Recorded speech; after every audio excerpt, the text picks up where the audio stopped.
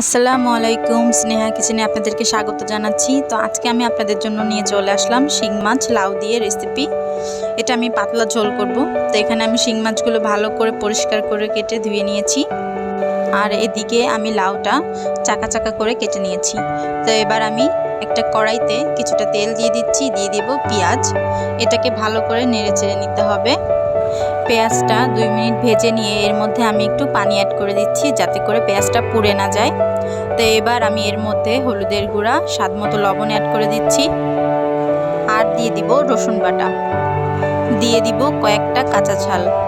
এবার আমি মশলাগুলোকে ভালো করে কষিয়ে নেব। একটু পানি অ্যাড করে দিচ্ছি, যাতে করে মশলাগুলো নিচে লেগে না যায়।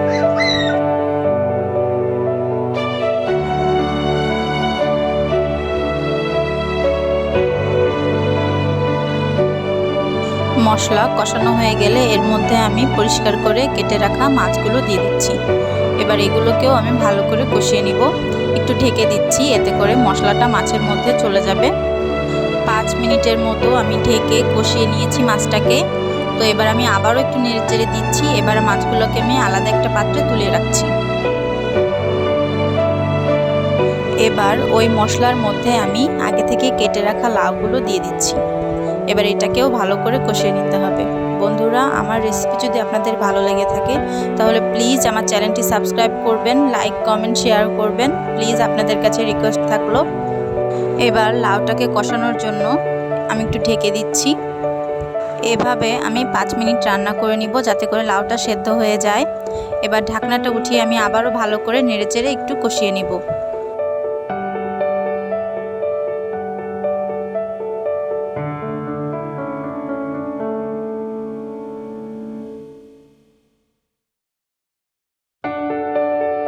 এবার এর মধ্যে আমি পরিমাণ মতো পানি অ্যাড করে দিচ্ছি।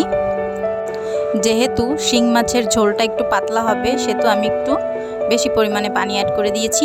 এবার পানিতে বলক চলে আসলে এবার আমি কষানো মাছগুলো অ্যাড দিয়ে দিচ্ছি। এবার 10 মিনিট আমি ভালোভাবে রান্না করে নিচ্ছি। 10 মিনিট পর চুলা থেকে নামিয়ে নিলেই রেডি হয়ে যাচ্ছে মজাদার শিং মাছের রেসিপি। সবাই ভালো থাকবেন। আল্লাহ হাফেজ।